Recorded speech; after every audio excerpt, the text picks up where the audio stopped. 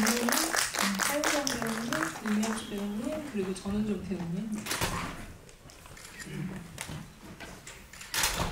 네, 일단 이제 개봉 1주차를 맞이하면서 많은 관객분들이 또 관심을 가지고 이 작품을 찾아주셨는데 아마 보시기 전에는 이 영화의 형태를 좀 가늠하기 힘들지 않았을까라는 생각이 들 정도로 굉장히 독특한 장르물이라는 생각이 들었거든요. 먼저 여러분들과 극장에서 만난 인사와 소감을 감독님과 배우분들께 들어보도록 하겠습니다. 감독님, 네, 먼저.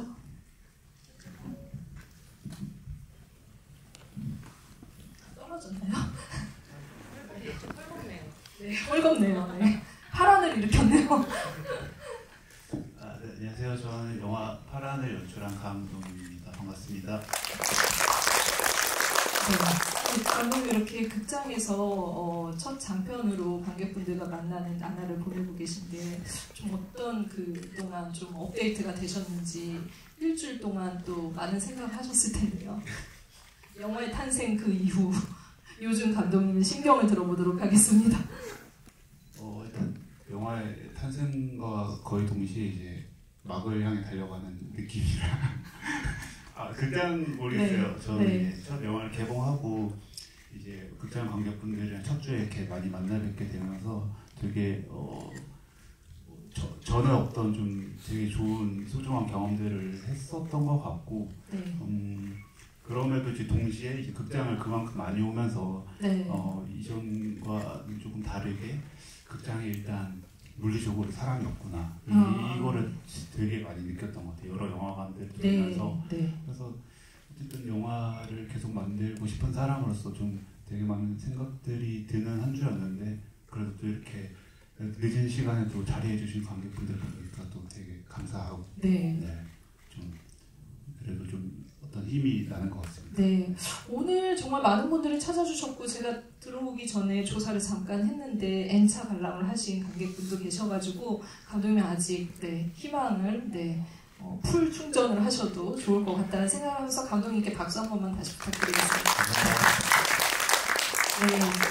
네, 여러분 뭐 크게 박수 치셔도 될 것 같은데 제가 이제 그간 많은 작품들을 보면서 이 배우는 어디서 나왔길래 이렇게 연기를 잘할까라고 생각을 했는데 최근에 또 딸에 대하여를 보면서도 그 생각을 붙였던 것 같아요. 근데 파라는 어떤 그 일상적인 부분에서 벗어나서 이 배우가 장르적인 틀 안에서 어떻게 움직일 수 있는지를 또 보여주는 좋은 또 그 감독님의 어떤 선택이기도 하지만 배우가 그 안에서 역량을 제대로 발휘했다는 생각을 했습니다. 네, 하윤경 배우님께도 인사 들어보도록 하겠습니다. 안녕하세요, 하윤경입니다. 조용해가지고 너무 조용하죠? 떠주세요. 평일 저녁에 사실은 영화를 본다는 게 쉬운 선택은 아닌데 또 자리해주셔서 너무 감사드리고 아늑하고 좋네요.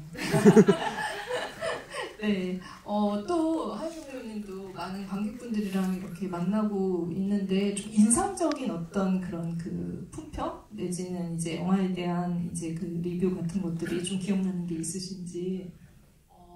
리뷰를 제가 막 찾아보지는 않았는데 근데 기분 좋았던 건 이제 아무래도 나이대가 차이가 좀 있는데 큰 이질감이 없었다라는 그런 종류의 형이 제일 기분 좋은 것 같아요. 그걸 제일 걱정하셨던 거였어요? 아무래도 그게 가장 이제 첫 잔추기 때문에 그게 안 돼버리면 이제 큰일이죠. 돼버리는 상황이 되니까 그게 아무래도 부담이 없지 않았어요. 네, 그 갭을 줄이기 위해서 어떤 부단한 노력들이 있으셨나요? 촬영하는 기간 동안? 일단 오히려 너무 어려워 보이려고 하지 않았어요. 그러니까 그게 오히려 이질감을 불러일으킬 수 있을 것 같다고 생각해서 어떤 목소리 변화나 이런 거 크게 줄진 않았지만 말을 할 때나 눈빛 같은 게 조금 미성숙하다는 느낌을 가져가면 좋겠다라고 해서 평소에 제가 말하는 것보다는 좀 더 거칠게 말한다든지 그런 거에 좀 신경 썼던 것 같아요. 네. 아직은 그냥 교복 입어도 될 것 같다라는 생각을 보면서 했던 것 같아서 크게 기우이지 않았나라는 생각 드는데 여러분들도 동의하시나요? 네, 동의하시면 더 어려 보여요? 동의하지 마세요. 네, 그러면은 강연 안 할게요. 박수만 부탁드리겠습니다. 또 옆에 배우님께서는 얼마나 그 갭을 느끼시면서 촬영을 하셨는지 또 가출팸 소녀를 또 연기를 하셨잖아요. 네, 소녀라는 말이 좀 어색한 그런 나이신가요?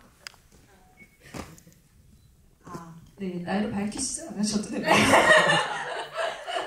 네, 지금은 더더욱 그렇고 네, 촬영을 4년 전에 했었어요. 그렇죠, 벌써. 그래서 근데 그때라서 그나마 조금 다행이다 싶긴 해요. 네. 또 이렇게 큰 스크린으로 그 안에서 어떤 역할을 하면서 진짜 굉장히 좀 약간 중요한 역할을 했다라는 생각이 들고 이 세상을 구성하는 어떤 이 비정함 이런 것들을 좀 적나라하게 보여주는 또 역할을 하셨어요. 그래서 또 이제 관객분들이랑 그런 이제 역할로 만나셨는데 기분이 또 어떠신지 요즘 영화 개봉하고 나서.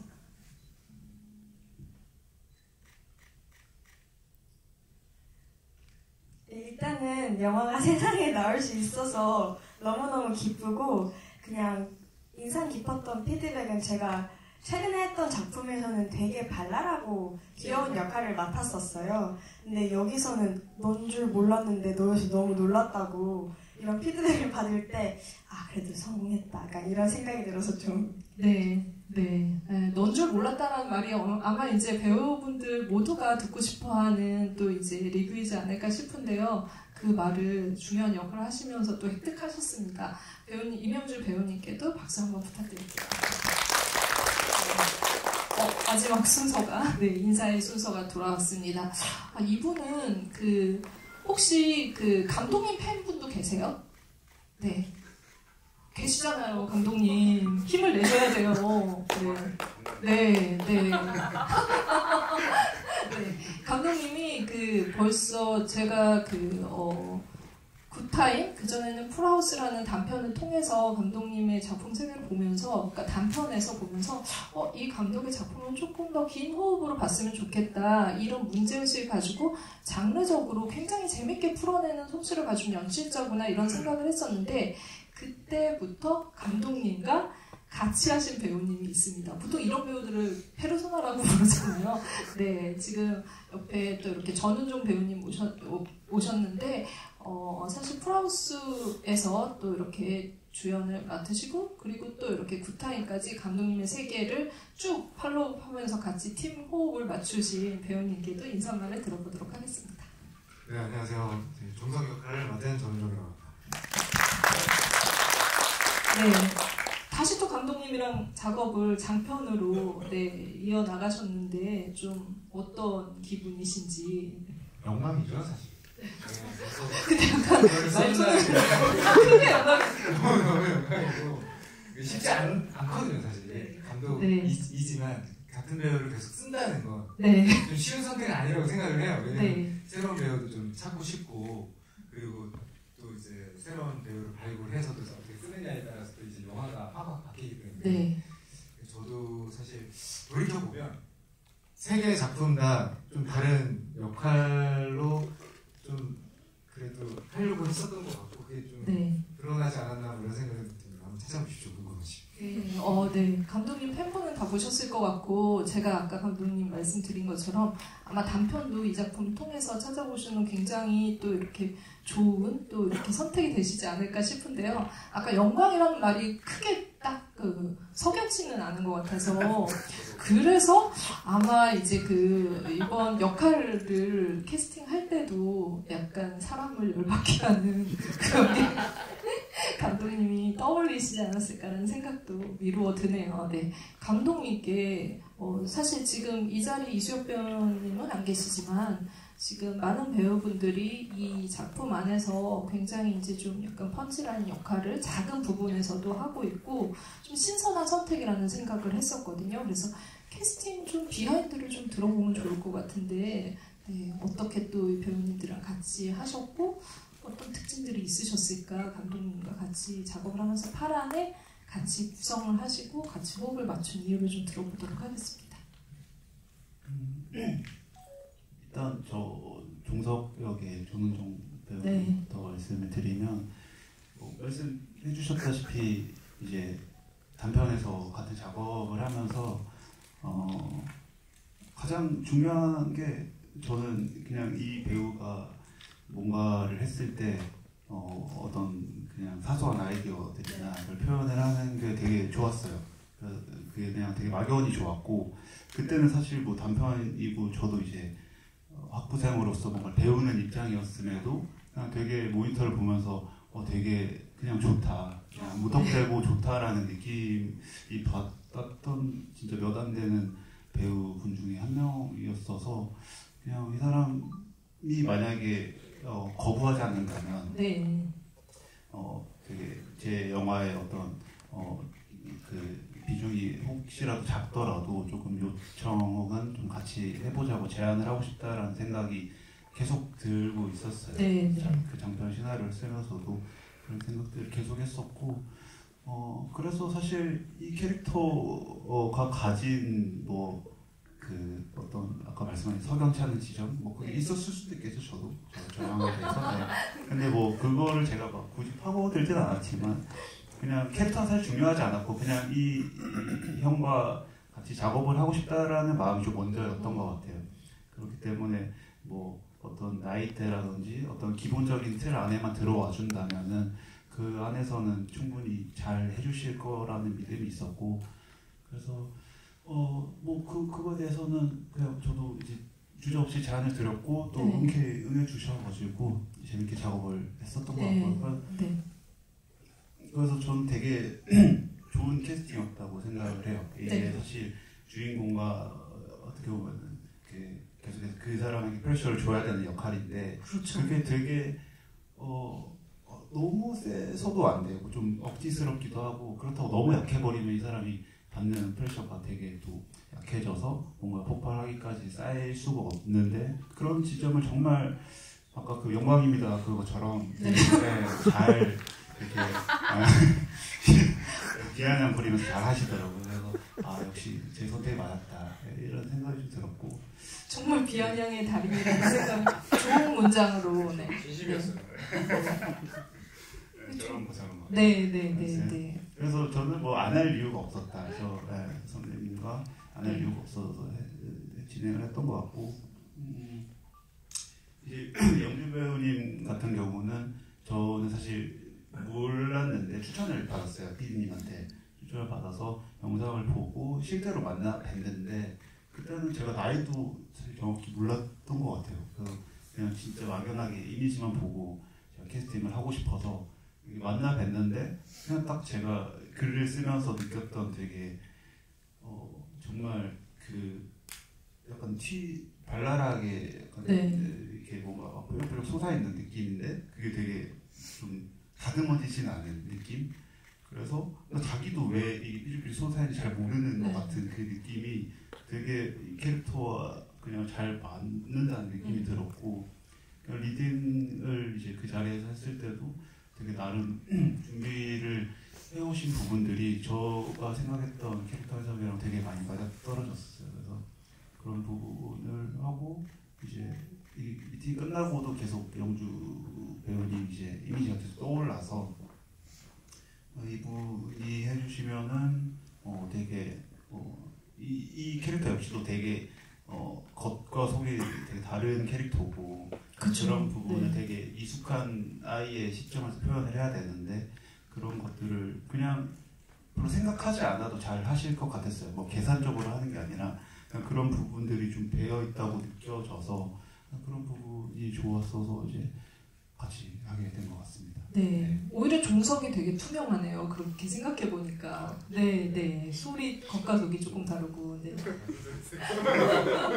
투명하게 자신의 감정을 표현하는, 하윤정 배우님 차례가 됐네요. 윤경 배우님은 사실 제가 원래도 알고 친분이 있었던 사이였고 그 당시에도 제가 사실 학부생이었던 시절부터 너무 이미 이제 독립영화나 이제 방송에서 노출이 많이 되시던 분이었고 그것을 잘 하고 계셨던 분이라서 사실은 뭐 같이 한다라는 생각은 못 했었어요. 그래서 동료로서 그냥 제가 글을 썼는데 그리고 제가 느끼기에는 단편 때도 제 시나리오를 한번 봐줬었거든요. 아, 네. 근데 그거를 되게 해석하시는 능력이 너무 뛰어나신 거예요. 제가 느끼기에. 그래서 아니 어떻게 이렇게 제 3자의 시선에서 이거를 봤는데 작가는 막 몇 개월씩 고민을 썼는데 이걸 어떻게 다 알고 있지?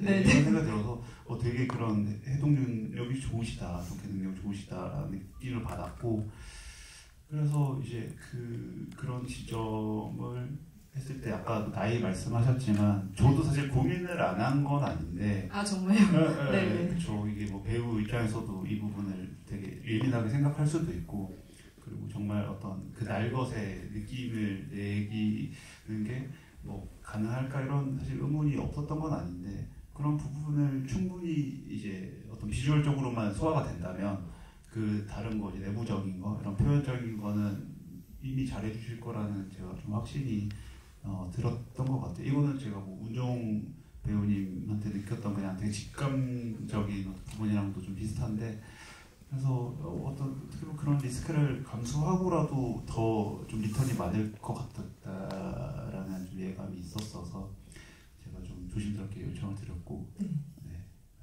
응해주셔가지고 같이 하게 됐습니다. 네.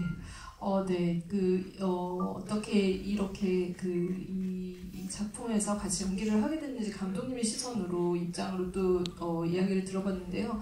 하영경 배우님께도 사실 이제 그 단편 시나리오부터 보시기도 하셨고, 이번 작품에 이제 그 역할을 제안받으면서 좀 어떤 지점이 정말 나이의 갭을 뚫고서라도 이 작품을 같이 하고 싶다고 만들었을까, 그 한 가지 지점이 있었을 것 같아요. 어떤 점이 가장 배우님에게 끌어당겼는지. 네, 저는 일단 대본이 읽히지 않으면은 못 읽어요. 그래서 처음부터 읽히지 않는 대본을 저는 한 적이 없어요, 한 번도. 그래서 항상 제가 재밌게 읽는 작품만 했었고, 그리고 이 작품도 제 거라고 생각하지 않고 이제 동료의 대본이라고 생각하고 읽었을 때 정말 재밌었고, 그리고 늘 보던 독일 영화의 어떤 그런 것들 좀 벗어나고 조금 장르적인, 그리고 캐릭터가 부각되는 내용이 좀 좋았던 것 같고, 저도 감독님 전작을 거의 다 봤는데 다 너무 재밌게 봤었기 때문에 그거는 신뢰도 있었고, 그래서 정말 미지라는 캐릭터가 내가 할 수 있을까라는 그 걱정 말고는 다 장점으로 작용을 해서, 그거는 또 감독님이 신뢰를 주시고 그리고 할 수 있을 거라고 얘기해 주셔가지고 믿고 해보자 하고 했었던 것 같아요. 네. 하영경 배우님 말씀 들으니까 사실 저도 좀 이제 여러분도 아마 보시고 나서 느끼는 감정이랑 비슷하지 않을까 싶은데, 우리가 또 그동안 보아왔던 어떤 독립영화에서 보아왔던 결이랑은 좀 다르게 장르적인 색깔이 굉장히 강하다라는 생각이 들었어요. 이 영화에 나오는 가정폭력이든 아니면 이제 뺑소니 사고, 그리고 살인, 은폐 이런 모든 것들이 되게 재료로 봤을 때는 범죄 장르에서 정말 그게 폭발할 것 같은 그런 느낌들을 자아내는 요소들을 다 가지고 와서 사용을 하는데, 감독님의 목적은 결국 마지막으로 갔을 때 관계나 믿음의 회복 이런 것들로 이렇게 목적지에 가 닿아서 좀 되게 특이한 생각을 하시는 분이라는 생각이 들었고, 좀 약간 또 다른 좀 약간 장르적인 좀 꿈을 가지고 있는 감독이라는 느낌도 들었거든요. 좀 이런 방향성에 대해서 감독님은 어떻게 생각하고 계시는지 이야기를 좀 들어보도록 하겠습니다. 네, 저는 어쨌든 종국에는 장르 영화를 하고 싶어하는 사람이고요. 이제 이 독립 영화에서 이제 이 요소를 넣은 데는 되게 많은 이유들이 있는데, 일단 제가 제 기본적인 좀 취향이 일반적인 좀 뭐랄까요, 어떠한 사건이 많이 등장하지 않는, 쉽게 말하면 소소하게 흘러가는 현실적인 스토리들을 그게 저는 오히려 더 어렵다고 생각이 들고, 그런 캐릭터를 나 이런 게 깊이가 사실 저는 더 되게 쉽지 난이도가 있는 장르라고 생각이 들거든요. 그래서 저는 일단 그 결을 안 되겠다 라는 생각에서 저는 장르적인 걸 되게 좋아하고 그걸 고수하고 있고 그래서 그거를 하고 싶어하는 사람이고 그럼에도 이제 이 이야기가 어떠한 뭐 모르겠어요. 그 당시에는 제가 완전히 이것이 장르적인 영화가 되어서는 안 된다라는 생각을 했던 것 같아요. 그러니까 그 당시 어쨌든 뭐 물리적으로 이게 어떤 구현 가능성과 뭐 이런 여러 가지들을 고려했을 때 그것들이 그냥 그게 어떤 텐션을 유지를 하는 정도의 요소들만 되고 결국은 이제 엔딩에서는 어쨌든 사람의 감정을 좀 더 건드리는 그런 서사가 되어야 된다는 생각이 있었고 그러다 보니까 좀 말씀하신 대로 좀 특이한 어떤 결합의 형태가 나오지 않았나 특이한 결합상품. 네. 그렇습니다. 근데 어쨌든 장르적인 거에 항상 관심이 많아서 뭐 드라마적으로 끌고 가지만 장르적으로 뭔가 툭툭 건드려주는 느낌들 작품들도 되게 좋아하거든요. 그래서 그런 게 좀 묻어난 것 같습니다. 네, 확실히 우리가 그것이 알고 싶다에서 보아왔던 여러 요소들이 분명히 있다라고 생각하는데 감독님의 어떤 연출의 어떤 그 톤이 이 영화를 완전히 다른 방향성의 영화를 만들었다라는 생각이 들고요. 그럼에도 장르적 재미를 다 느낄 수 있게 그런 요소들을 적극적으로 활용한다는 데는 여러분도 동의하셨을 것 같아요. 근데 그 중에 하나의 설정이 여러 가지 이 영화에 등장한 요소들이나 아니면 설정 같은 것들이 이 재미를 놓치지 않고 가게 해준다 이런 생각이 들었는데 특히나 태화의 그 병 같은 경우도 폐섬유증 저는 이제 또 이 영화를 통해서 좀 더 알게 됐지만 어쨌든 첫 장면부터 수장면 진짜 굉장히 인상적이었거든요. 근데 그 가쁜 숨이 끝까지 이들이 어떤 관계성을 회복하기 전까지는 계속 그 가쁜 호흡이 이어진다라고 생각을 했고 그걸 또 적극적으로 활용하는 연출가의 또 아까 이제 결합 얘기하셨지만 결합 상품 같은 느낌이 들었어요. 그래서 감독님이 이 영화의 톤 앤 매너를 만드는 데 있어서 그런 요소들이 중요하지 않았을까 싶거든요. 그래서 그 설정 같은 것들에 대해서 좀 부연 설명을 해주신다면 네, 호흡이나 이런 영화의 호흡이나 속도 이런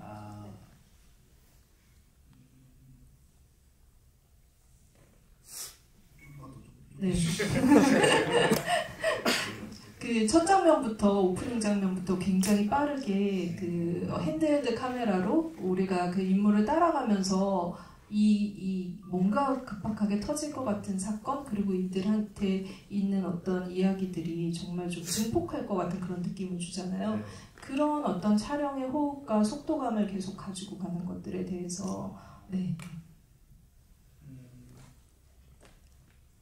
일단 호흡적인 거나 이것을 표현하는 기법을 고민했을 때 어쨌든 태화라는 캐릭터가 가지고 있는 심리 상태를 좀 최대한 반영을 해야 된다라는 생각이 들었어요. 왜냐하면 이제 이 캐릭터가 가지고 있는 감정이 되게 사실 보편적인 감정은 아니잖아요. 이게 뭐 누군가는 되게 이거 가지고 자기가 왜 이러냐라고 할 수도 있고 누군가는 나라도 저렇게 할 것 같다라고 사실 되게 의견이 많이 나뉠 수 있는 보편적이지 않은 감정이기 때문에 그런 조금은 거칠고 조금은 답답하고 조금은 박사한 호흡으로 이 사람의 일단은 그 감정에 이입이 될 수 있게 좀 장치들을 일부러 마련을 했던 것 같아요. 그래서 그러다 보니까 이제 오프닝도 어쩔 수 없이 그렇게 됐을 때가 가장 이상적인 표현이 될 수 있을 것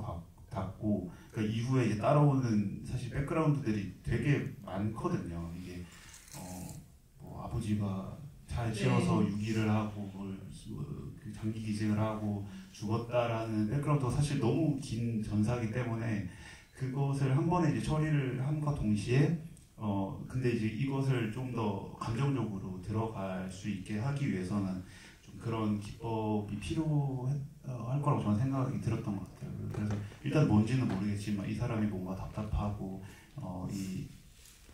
알 수 없는 어떤 고통에 있다라는 거를 계속해서 좀 보여주고 싶어서 그런 호흡과 혹은 뭐 예를 들면은 그런 중간중간 나오는 환상이나 꿈 장면 같은 것도 그런 것을 계속 좀 같이 갈 수 있게끔 관객분들이 좀 그런 장치들을 마련을 해야겠다라고 계산을 했던 것 같습니다. 네.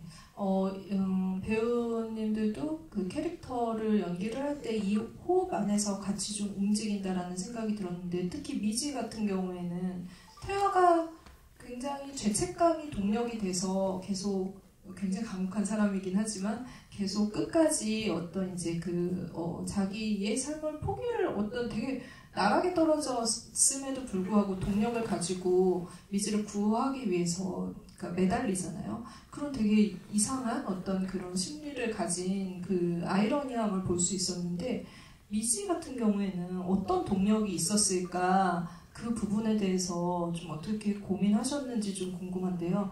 왜냐면 사실 그 엄마의 어떤 그 배신, 정말 처절한 배신, 버려진 딸, 그전에는 아빠의 폭행, 이런 것들로부터 희망을 완전히 놓을 것 같은데도 결국에는 좀 약간 되게 에너제틱한 캐릭터 같은 느낌을 받았었거든요. 그래서 배우님이 생각한 미지는 어떤 인물이었는지, 어떻게 해석하셨는지.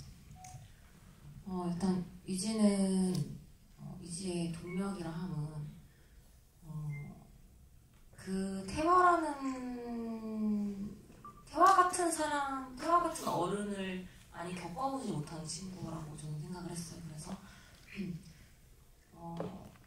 그 사람은 사실은 갚지 않아도 될 빚을 나한테 갚으려고 하고 있고, 그리고 나한테 어떤 것도 요구하지 않고, 그런 어른을 직감적으로 뭔가 잡고 싶었던 것 같아요, 미지가. 그래서 지금 당장 미지는 기댈 데도 없고, 내 미래를 어떻게 할 수 없는 상황인데, 뭔가 이 어른을 조금이라도 따라하고 싶다는 마음을 가지고 움직였을 것 같거든요. 그래서 사실은 진짜로 뭐 미지가 태화한테 뭐 엄마를 찾으러 가자고 하는 것도 사실은 혼자도 할 수 있을 거고, 어떻게든 방법이 있었을 테지만, 그 의지할 수 있는 어른이라는 존재를 처음 만나고 기대고 싶었을 거라는 생각을 많이 했어요. 그래서 그런 능력으로 계속 태화를 쫓아다닌 거죠, 한마디로 말해서. 그래서 그런 아이여서 사실은 희망을 가지고 있는 친구라고 저는 생각을 해요. 그러니까 뭔가 상황은 그렇지 않지만 이 친구는 계속 살고 싶고 더 나아지고 싶고, 하지만 그것이 상황적으로 되지 않고 환경적으로 되지 않았기 때문에 그게 좌절됐던 친구라고 생각을 해서, 그래서 너무 이 친구가 뭔가 이렇게 능동적이지 않은 친구로 그려지지 않길 바랬고, 그래서 마지막에 그래도 희망적인 어떤 모습을 보여줄 수 있지 않을까, 그렇게 생각했던 것 같아요. 햄버거로. 네, 맛있게 드시던데. 네, 아마 그 믿음과 기댈 수 있는 곳, 이것에는 그 어른으로서 가지는 어떤 어른이라는 단 한 번도 경험하지 못했던 대상에 대한 그런 동경 같은 것들도 있었을 테고, 이건 아마 감독님이랑도 어떤 부분에 있어서 경계선에 대해서 말씀을 나누지 않았을까 싶은 부분인데, 굉장히 아사무사하게 약간 좋아하는 감정? 그 어린 소녀로서 좀 약간 이성적으로 좀 약간은 호감을 가지고 있다는 느낌이 들 정도로 진짜 아이러니한 상황이긴 한데, 그런 느낌들도 그냥 관객으로서는 좀 유추해 볼 수 있는 그런 감정선이었던 것 같아요. 그 부분에 대해서 좀 이야기 나누셨던 것들이 있으셨나요? 저는 일단 그렇게 보실 수 있다고는 생각을 했고, 근데 저는 그렇지 않은 것으로 생각을 하고 연기했고요.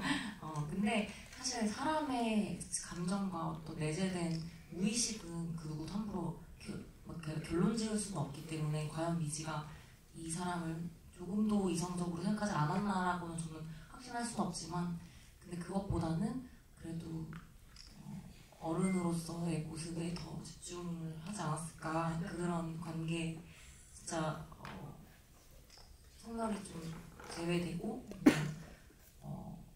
어른으로서, 나보다 나를 이끌어준 어른으로서 말씀하신 것처럼 동경이나 그리움이나 이런 것들이지 않았을까라고 저는 생각을 하고 연기를 했고, 근데 또 그렇게 보시는 것도 이해가는 것 같아요. 네, 굉장히 어떻게 보면 경계에 있는 아슬아슬하기도 하고 긴장되는 그런 관계들이 계속 유지가 되기 때문에 좀 둘이 이렇게 부딪힐 때 끝까지 좀 궁금하게 만든다라는 생각이 들었고, 이 아이러니한 관계 속의 그런 부분들을 배우님이 또 디테일하게 표현했다라는 생각이 들었습니다. 또 이제 이명주 배우님, 아까 이제 제가 가출팸 얘기도 하긴 했는데, 감독님이 시나리오 쓸 때부터 굉장히 조사를 많이 한 캐릭터이기도 할 것 같다는 생각이 들고, 이 영화에 어떻게 보면 주제에 근접해 있는 그런 역할을 한다는 생각도 들었거든요. 좀 의지하는 인물이기도 하면서 결국에 그 미지한테 의지를 하죠. 그러니까 의지도 하면서 나중엔 좀 뒤통수도 치는 인물이기도 하잖아요. 그래서 굉장히 이중적인 인물이기도 한데, 아까 좀 이제 천진하게 그 부분들을 가지고 간 인물을 했는데, 배우님께서는 좀 어떻게 해석하셨어요? 소리라는 그 아이에 대해서? 일단 소리라는 인물을 대본을 봤을 때는 어떻게 보면 미지랑은 조금 되게 정반대인 상황에 놓여 있다라고 생각을 했어요. 예를 들면 미지는 기댈 수 있는 어른이 없었다고 하셨잖아요. 그렇기 때문에 어떤 나한테 따뜻하게 대해준 사람한테는 조금 더 기대고 믿으려는 힘이 있는 것 같은데, 반대로 소리는 제 생각에 가출팸에 들어간 게 과연 집이 없거나 부모님의 도움을 못 받거나는 아니었을 것 같다는 생각이 들었어요.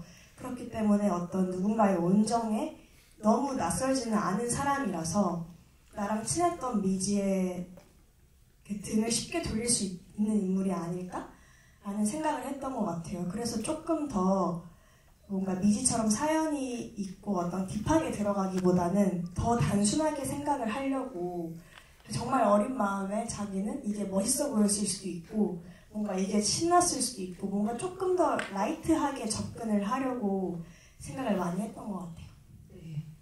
근데 여러분은 좀 약간 눈치채셨죠? 다 티가 날 정도로 정말 투명하다라는 생각이 들었고, 그 거짓말들이, 그리고 정말 그럴 것 같다라는 느낌도 들었는데, 그 말에는 정말 천진함이 어울린다라는 생각이 들었습니다. 배우님의 이미지랑도 좀 굉장히 맞다고 하면 신뢰가 될지 잘 모르겠는데 가속이 다른 네. 종석 캐릭터 장면들에 대해서도 조금 배우님께 또 디테일하게 이야기를 좀 들어보도록 하겠습니다.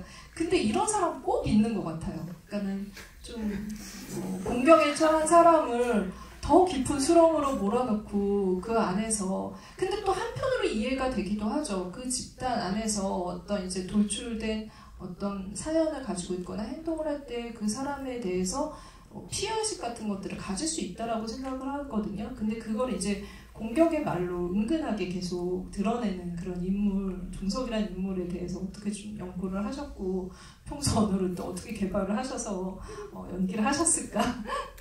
글쎄요, 일단 그 종석이 가지고 있는 피해의식이라고 생각은 안 했고, 그냥 그 집단에서 그 태화의 위치가 되게 밉상이고 지멋대로고, 이 단체 활동에서 계속 튀는 그런 후배라고 계속 눈의 가시처럼 여겨왔다고 생각을 했거든요.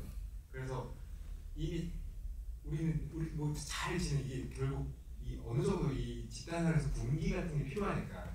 근데 그런 데에서 그런 것들을 자꾸 삐죽삐죽 나오고 막 하니까, 근데 그 단장님은 계속 그거를 감싸 안고, 그러니까 사실 그런 것들이 굉장히 불만이 있었고, 그런 거를 여실없이 그냥 드러내는, 그러니까 사실 원래는 보통 사람들이 잘 드러내진 않지만 그런 것들을 조금 그냥 만약에 드러내면 어땠을까라는 생각을 하면서 연기를 했었던 것 같아요. 그런 것들. 그래서 감독님이 얘기했던 것처럼 그 캐릭터가 과하면 그냥 과할 수 있었던 역할이었고, 그리고 또 안 하면 또 트리거가 안 되니까 좀 어려웠고, 그래서 중간중간에 맞아? 했었던 것 같아요. 완벽하게 악역으로 가도 약간 리얼리티가 떨어질 것 같고, 그러니까요. 그 선을 정말 노련하게 배우님께서 잘 지켜내지 않았나? 그래서 영화의 리얼리티가 더 살았다라는 생각이 듭니다. 감독이 현장에서 조율을 해주시기 때문에 시키는 대로 하셨네요. 감독님 장르적인 장치에 대해서 하나만 더 이제 좀 이 영화의 긴장을 배가시키는 어떤 장치이기도 한데, 이 영화에는 그 총이 등장을 하잖아요. 한국 영화에서 감독들이 항상 장르를 만들 때 총을 어떻게 들리게 할까, 어떻게 개연성이 있게 할까라는 그 고민을 한다는 얘기를 들었거든요. 왜냐면 총이 있으면 굉장히 장르적인 어떤 긴장감이 더 확보가 되니까. 그런데 이 영화에는 이제 사격을 하는 어떤 선수라는 게 그런 부분들을 좀 해소를 해준과 동시에 그 총이 결국에는 전문가뿐만이 아니라 그리고 하윤경 배우님까지 총의 그 긴장감을 같이 가지고 가는 그런 걸로 영화를 끝까지 좀 약간 좀 그 놓치지 않게 만드는 요소라고 생각을 했거든요. 그래서 그 부분에 대해서도 한번 감독님 어떤 생각하셨는지 말씀 드려보겠습니다. 일단 그 총이 필요했던 이유는 정말 많은데 일단 뭐 장르적인 그거에 더 국한을 시켜서 얘기를 하면은 일단 한국 말씀해 주셨다시피 한국에서 사실 총기 소지 자체가 거의 이제 불법 합법으로 이제 그 자격증을 소유하고 있으면 가능은 하지만 그 수가 극히 드물고 이제 그게 어떤 총기 관련 스포츠 선수 아니면 이제 뭐 밀렵을 하는 포수들밖에 안 되니까 한국 사회에서 총기가 일단 사회에 나와 있다는 것만으로도 저는 충분히 어떤 그 사실만으로 서스펜스가 생긴다고 생각이 들었어요.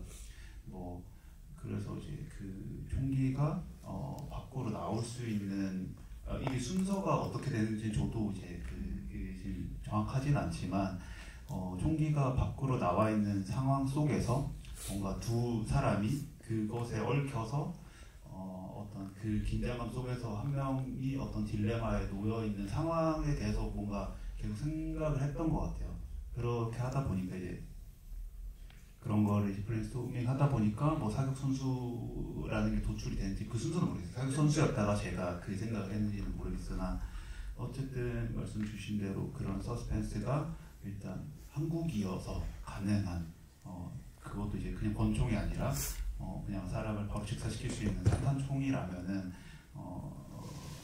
훨씬 극대화될 수 있겠다라는 생각이 들었었고 그래서 그거를 적극 활용하자라는 생각이 들어서 그것을 사실 이게 사격 선수들 간에는 이제 무기고 정도를 출입하는 건 이제 무기고에서 이제 총포사로 수리를 맡기고 이런 정도의 길이는 이제 사실 암묵적으로 당연히 안 되지만 그 정도는 이제 장부를 적고는 용인이 된다라고 저도 이제 고정 조사를 한 결과 그래서 그것이 조금 극적으로 물론 이제 그 이유가 되면은 지금처럼 이제 범죄가 되는 거고 근데 이게 사실 범죄가 됐을 때 더 이제 태완대로 어떤 선택을 해야 하는 순간이 좀 더 어떤 딜레마가 될 수 있겠다라는 생각이 들어서 총기를 좀 과감하게 밖으로 나가서도 그게 사실 전혀 관련이 없는 미지의 손해까지 들리게 한 이유도 그렇게 됐을 때 뭔가 계속해서 두 사람 사이에 있는 어떤 긴장의 어떤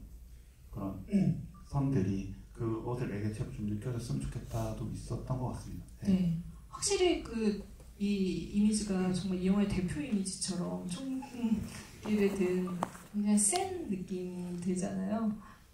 배우님께서는 좀 어떤 장면 총기를 들었을 때 그 캐릭터가 어떤 좀 약간 그런 이미지를 가져왔다라고 생각을 하고 그 장면 찍으실 때도 어떠셨는지?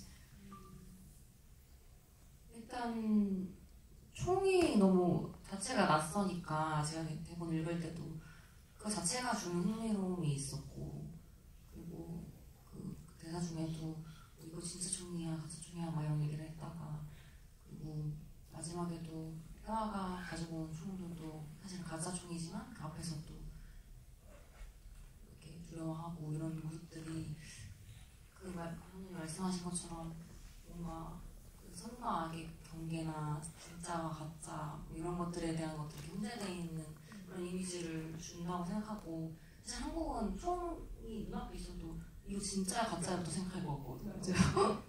그런 이미지를 준다고 생각해요. 네. 아마 이 소품들뿐만이 아니라 이게 이미지로 다가오는 이 영화의 색감이나 이런 것들 여러 가지 눈여겨보셨을 것 같은데요. 지금부터는 여러분들께 마이크를 드리고 질문을 좀 받아보도록 하겠습니다. 배우님, 감독님들께 궁금한 점 있으셨던 분들은 네, 손 들어주세요. 첫 번째 줄에 계신 분 먼저 드리겠습니다.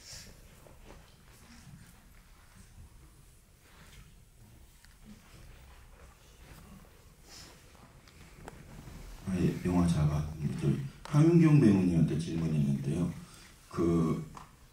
미지는 아무도 안 믿는다고 하는데 하는 거 보면은 좀 묘하게 백치미가 있는, 그러니까 뭐 이것도 뭔가 막 그런 절도 같은 것도 하면서도 뭐 그렇게 쫓길 것 같은 거를 전혀 생각을 안 한다더니 뭐 그런 거를 막 유통시키면서도 이거 나쁜 거 아니야라든지, 아니면 굳이 오는 거를 받으면서 다시 짐을 찾으러 그쪽으로 올 거라는 걸 뻔히 알 텐데 다시 들어간다든지, 그런 게 좀 배우님이 생각하기에 미지는 어떤 캐릭인지, 그리고 마지막에 왜 그 얼굴을 안 보고 그냥 돈만 주고 갔는데 그 이후에 어떻게 됐을 거라고 생각하시는지 좀 궁금합니다. 일단 미지는 처음에 금은방에서 도민 남녀들 있잖아요. 도민 남녀들 속이고 이럴 때는 얼핏 능숙해 보일 수도 있고 조금 나이답지 않게 뻔뻔하고 이런 모습을 보여주지만, 사실은 이 친구는 아직 어리고 꽤나 순수한 면을 가지고 있다고 생각을 했어요. 그래서 다시 짐을 가지러 가고 이런 행동들도 그 안에 태화의 목걸이가 들어있거든요. 그래서 그걸 돌려줘야겠다는, 그걸 잃어버리면 안 된다는 생각도 있고, 이런 어떤 순수한 지점들이 하나씩 계속 박혀있고, 그런 것들이 삐죽삐죽 드러나는 캐릭터라고 생각을 했고, 그리고 그런 뒤에 어떻게 상황이 될지 모르고 하는 행동들도 당장 앞에 놓인 거를 볼 수밖에 없는 그런 상황적인 부분, 그리고 이 캐릭터 자체가 아직은 이제가 갓 성인을 벗어나서 아직은 그렇게 능숙하지 못한 모습들, 그런 것들을 다 보여주고 있는 장면들이라고 생각을 해요. 그래서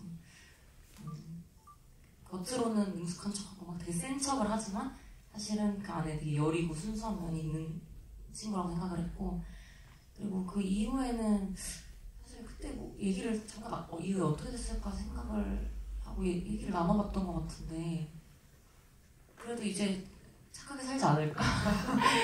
그래야 하지 않을까요? 이제 절도하지 않고, 네. 마지막에 교육명령 받고 사회봉사 이런 거 하잖아요. 그래도 조금은 갱생돼서 그래도 태화의 뒤를 밟는 어른다운 어른 되려고 노력하지 않을까라는 생각을 해봤습니다. 네. 힘들지만 잘 살고 있지 않을까라는 생각을 하면서, 근데 진짜 도를 아십니까? 그분들을 속이는 그런 케이스가 실제로 가능해요? 이 답은 감독님이 하실 것 같아요. 사실 그런 비슷한 사례를 뉴스로 봤던 것 같아요. 네. 근데 그게 그 전도꾼들 대상으로 하는 게 아니라 본인이 가서 이제 시착을 해보고 이제 이거를 내가 살 건데 현금으로 하겠다라고 해서 이제 주변에 ATM을 갔다 오겠다라고 하고 이제 도망갔던 케이스를 제가 기사로 본 적이 있었던 것 같아서, 그거를 이제 미지라는 캐릭터가 어떤 역으로 이제 얘네들을 치팅하는 그게 되면 어떨까라고 좀 결합을 했던 것 같아요. 네. 세상이 허술하게 돌아간다라는 걸 또 이렇게 알게 됐습니다. 또 다른 질문을 또 받아볼게요. 네. 한꺼번에 많이 주셨네. 네. 그러면은 감독님의 페르소나인 전은종 배우님께서 한 분만 어느 분께 마이크를 드릴까요? 이분. 네.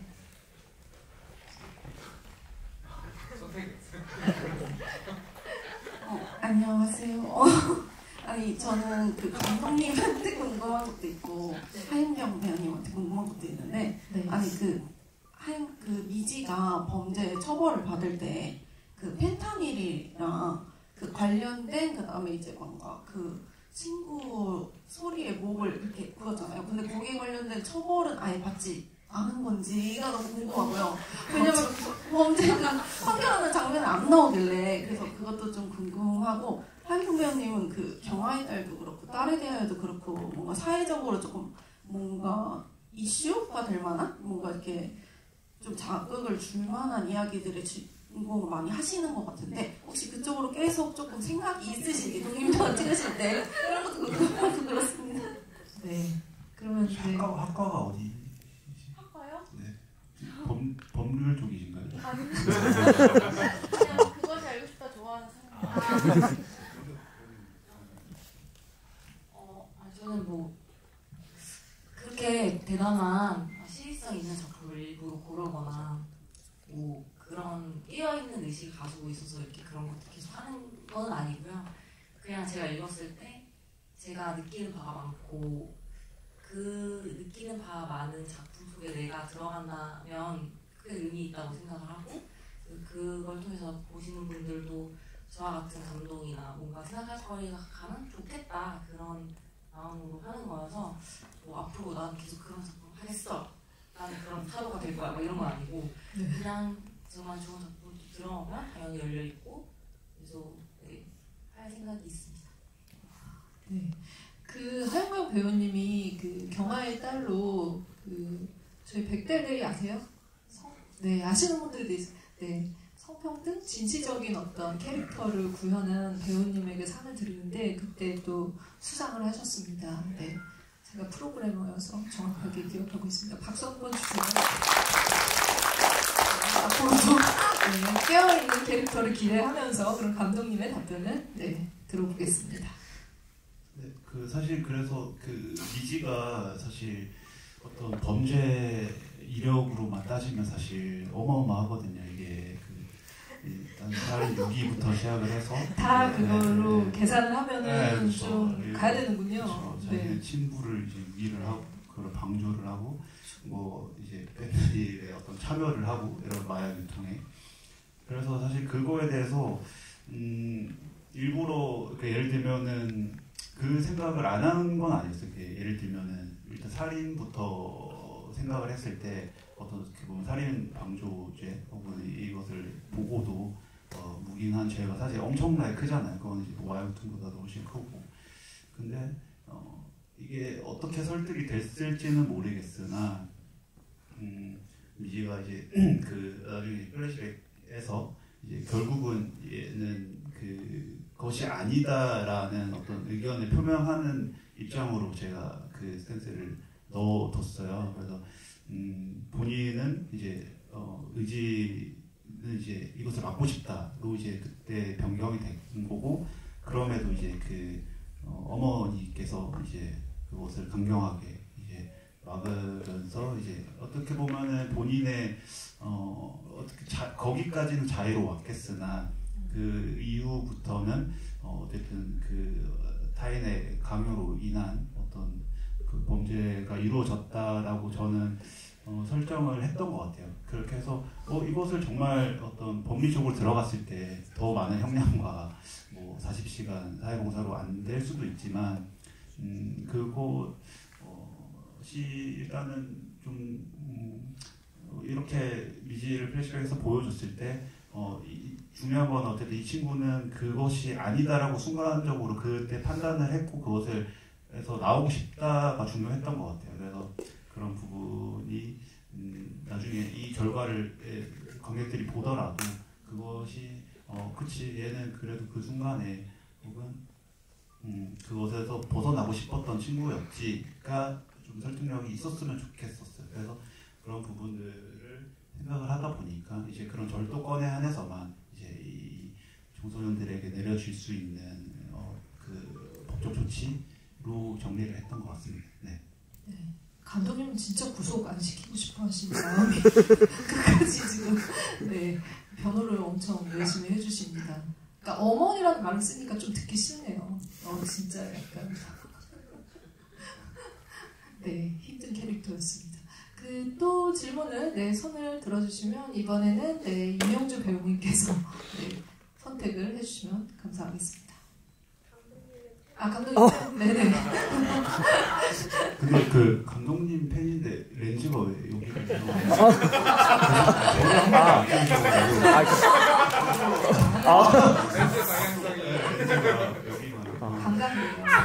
다 감긴 거죠?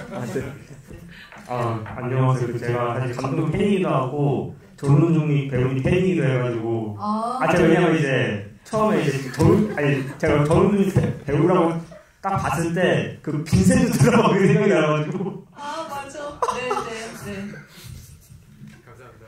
최고의 드라마죠. 네. 제가 원래는 이제 예고편 보고 재밌으면 이제 그냥 보고 그냥 와가지고 이제 뭐 영상 쪽으로 되게 유튜브라서 이제 영상 쪽으로 그러는데 이제 딱 보니까 제가 알던 감독이 이제 그 영화다 보니까 영화라서 이제 이건 예고편 안 보고 가야겠다 그래가지고 봤는데 생각보다 나쁘지 않더라고요. 그리고 제가 뭐 찾아보니까 하은경 배우님 강남 비싸이 거기서도 출연했던 제가 이제 그 드라마 봐가지고 저도 봤을 때 전혀 몰랐는데 출연하셨더라고요. 제가 그 이제 질문 드리고 싶은 건 이제 정우종님 배우님하고 이제 강동인 감독님인데 이제 제가 빈센트 드라마에서 그 경찰 역을 봤을 때 이제 그때 약간 악역이었는데 지금 이제 약간 뭐 악역이라고 진짜 애매하긴 한데 이게 약간 그 약간 뒷담화 사격장한테 이제 이진혁 배우님이 이제 약간 뒷담화 같은 그런 거 할 때 좀 경찰의 카리스마가 그때 경찰가 아니면 경찰에 연기했을 때와 지금은 이제 차이점은 아니고 힘들었다든지 뭐 생각이 많았다든지 그런 것도 궁금하고 이제 이 캐릭터를 이제 이 캐릭터 연기했을 때 이건 꼭 생각을 해야 된다 하는 그런 게 있으면 궁금합니다. 네네. 질문 감사합니다. 빈센조의 세계와 지금 이 파란의 세계 안에서 어떻게 또 배우님이 해석을 하셨는지. 글쎄요. 사실 빈센조 때는 그래도 뭔가 어떻게 해서든지 좀 유쾌함을 넣으려고 좀 그때는 좀 주력을 많이 했던 것 같아요. 그 형사였지만 근데 여기에서는 다 영화를 다 보고 나서 조금 너무 갔나? 너무 갔나? 뭐 이런 생각도 하긴 했어요. 이게 너무. 근데 또 저런 맛이 있다라는 생각을 하긴 했었는데 이번 작품에서는 그냥 뭐랄까 끝까지 그냥 한번 가보자. 나쁜 그런 쪽으로 뭔가 계속 그렇게 자극을 계속 줘보자. 왜냐면 이 두씨 말고는 이 인물을 설명할 수 있는 게 딱히 없었기 때문에 만약에 있었으면 뭐 여기서는 좀 덜하고 다른 데서 뭐 하고 이렇게 좀 계획을 세웠겠지만 그래서 이번에는 조금 더 그런데 좀 반대편에 서려고 조금 했던 것 같아요. 관객들이 봤을 때 와, 저 새끼 진짜 끝까지 저러네 라는 말이 나오게끔 얄밉네. 제 성격은 절대 안 그런데 그래서 감사합니다. 네, 전작까지 또 이렇게 세심하게 언급해서 비교한 질문을 또 해주셨습니다. 찐팬이라는 걸 인증을 하면서 마지막으로 질문 하나만 더 받아야 될 것 같은데요. 네, 하윤경 배우님, 감독님이 지금 선택하시려고 해주세요. 계속, 네, 그러면은 이분, 네, 드리겠습니다. 네, 하윤경 배우님한테 드리려고 했는데, 네.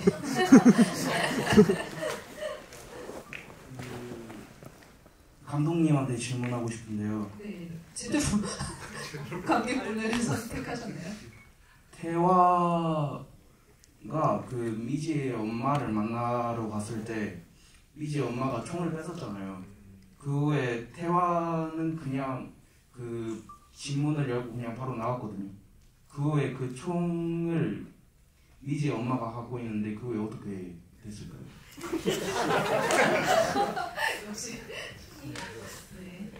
그럼 이제 태화도 법적 조치를 받겠죠.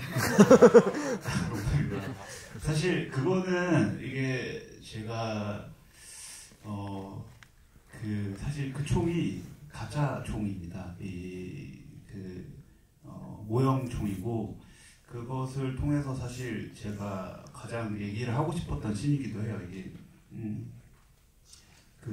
목걸이부터 시작해서 어떤 진짜와 가짜라는 테마를 계속해서 보여주고 싶었고, 근데 이제 그 모형총이라는 게 사실 오밋된 씬이긴 한데, 미지가 태화의 집에서 혼자 남겨졌을 때 이제 거기서 이제 집안을 둘러보다가 그 모형총을 발견하고 그것을 좀 혼자서 쏴보는 그런 장면이 있었어요.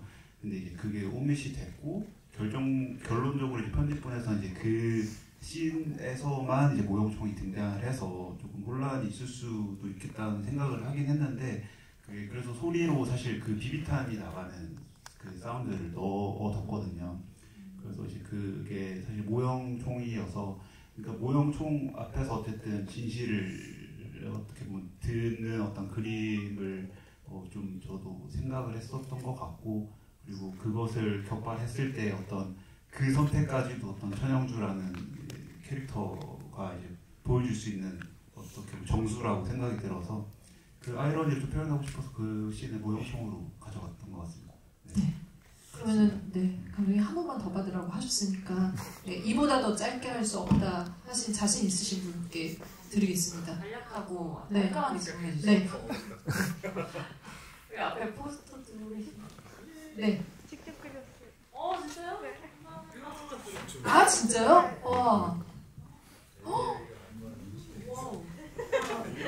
재밌는 영화 감사드리고요. 지금 시험 공부해야 되는데 오늘. 일단 제가 영화를 많이 좋아하는데 파란이라는 의미가 약간 이중적이잖아요. 그래서 이 파란이라는 걸 처음에 생각하고 만드셨는지 아니면 나중에 다 만들고 생각하셨는지 궁금하고 이 목걸이가 약간 뭐라 해야 되지? 이 둘 사이에 뭔가 연결성 뭔가 보여주는 것 같아서 이 목걸이를 왜 선택하셨는지 아니면 팔찌나 이런 것도 있었는데 그렇게 발찌, 팔찌 뭐 많은데 귀걸이 네. 알겠습니다. 그러면은 거기까지 답변을 들어보도록 하겠습니다. 제목 질문. 파란. 언제부터 파란이었냐? 네. 그 파란이 된지는 얼마 되지 않아요. 이제 개봉이 잡히면서 이제 그 내부적인 회의를 거쳐서 파란이 됐고 그 제목 변천사가 좀 있어요. 이 제작된 지도 좀 되기도 했고 이제 시나리오 단계에서는 전혀 다른 제목이었고 2년 전에 전주영화제에서 상영을 했을 때는 이제 로스트라는 제목이었고 이제 이게 개봉이 잡히고 이제 이것이 어떻게 관객과 소통을 해야 맞냐를 얘기를 했을 때 이제 로스트를 가게 됐을 때 관객을 잃을 것이다 이런 이야기도 있었고 근데 어쨌든 저도 조금 새로운 제목을 찾아주고 싶기도 했었어요. 그래서 그게 이게 뭔가 중의적으로도 어떤 좀 잘 맞는 단어들을 가져가고 싶었고 그런 찰나에 이제 이 아이디어가 좋아서 이게 좀 영화 형태가 되었으면 좋겠다라고 생각이 들었고 목걸이가 되어야 되는 이유는 팔찌보단 나아서 농담이고 근데 어쨌든 이게 가장 보편적인 액세서리고 그냥 19세가 어떤 금은만 절도를 했을 때 본인이 사기를 친다면 이걸 가지고 가는 게 좀 자연스러울 것 같아서 이제 그걸로 가게 됐습니다. 네. 그럼 질문은 여기까지 받도록 하고요. 질문 하면 할수록 조금 더 알고 싶은 게 또 증폭될 거라는 생각이 듭니다. 이 영화가 가지고 있는 또 매력이지 않을까 싶어서 또 다른 행사가 열리면 여러분들이 다시 또 같이 와주셨으면 좋겠다는 말씀을 드리고요. 정말 이 좀 끝까지 어떻게 보면 사건으로 인해서 바닥까지 간 사람들의 이야기지만 세로토닌 얘기하잖아요. 진짜 믿음을 갖고 살 수 있는 어떤 숨통 같은 관계가 생긴다면은 충분히 이 사회 안에서 안착할 수 있는 가능성을 가진 인물들의 이야기여서 굉장히 이 영화가 사건은 세지만 희망적이라는 생각이 들었고 그런 것들을 장르적인 재미와 함께 보셨을 거라는 생각이 듭니다. 오늘 얘기 들으면서 그 생각이 더 깊어졌는데요. 마지막으로 배우님과 감독들에게 끝인사를 좀 들으면서 이 자리를 마쳐볼까 합니다. 그러면 쭉부터 이렇게 쭉 갈까요? 네. 이렇게 늦게까지 참석해 주시고 너무 감사드리고 저 팬분도 감사드리고 이 정말 소중해집니다. 관객분들이 점점 느껴지는 것 같아요. 그래서 여기 계신 분들 진짜 올해 대박 나시고요. 좋은 리뷰도 같이 부탁드리겠습니다. 네, 전은정 배우님께 박수 부탁드리겠습니다. 네, 늦은 시간까지 오늘 금요일도 아니고 목요일인데 내일도 출근하셔야 되는데 시험 기간도 있고 와주셔서 정말 감사드리고 집 가시는 길 조심히 들어가시고 좋은 밤 보내세요. 네, 윤영수님 박수 부탁드릴게요. 네, 아니 너무 늦은 시간인데 이게 또 DV가 또 생각보다 길어서 좀 지루하지 않으셨는지 걱정이 좀 되지만. 지루하셨어요? 재밌었어요. 가요. 저는 너무 행복했고 너무 즐거웠고요. 다음에 또 이렇게 뵐 수 있는 기회 있었으면 좋겠고 좋은 입소문 많이 내주시길 기대하겠습니다. 너무 감사합니다. 네, 큰 박수 부탁드리겠습니다. 네, 저도 뭐 똑같은 말씀인 것 같고요. 어쨌든 극장을 찾는다는 게 이제 되게 진짜 어려운, 쉽지 않은 일이 된 것 같아요. 저조차도 그렇고. 네, 그럼에도 저도 더 많이 다니려고 노력을 하고 있고, 그래서 여기 와주신 분들이 너무 저는 또 대단하게 느껴지는 것 같아요. 진심으로. 그래서 어쨌든 그 시간과 그 노력이 아깝지 않은 그런 시간이 되셨기를 바랄 뿐이고요. 또 뭐 다른 행사든 또 다른 작품에서도 또 이 관객분들을 만나 뵙기를 기원하겠습니다. 네, 감사합니다. 네, 큰 박수 부탁드리겠습니다. 네. 파란이 제목처럼 파란을 일으킬 수 있도록 여러분들이 리뷰, 네, 좋은 리뷰 기다리고 있겠습니다. 네, 꼭 네, 부탁드릴게요. 네. 네, 오늘 끝까지 같이 함께 해주셔서 감사합니다. 감사합니다.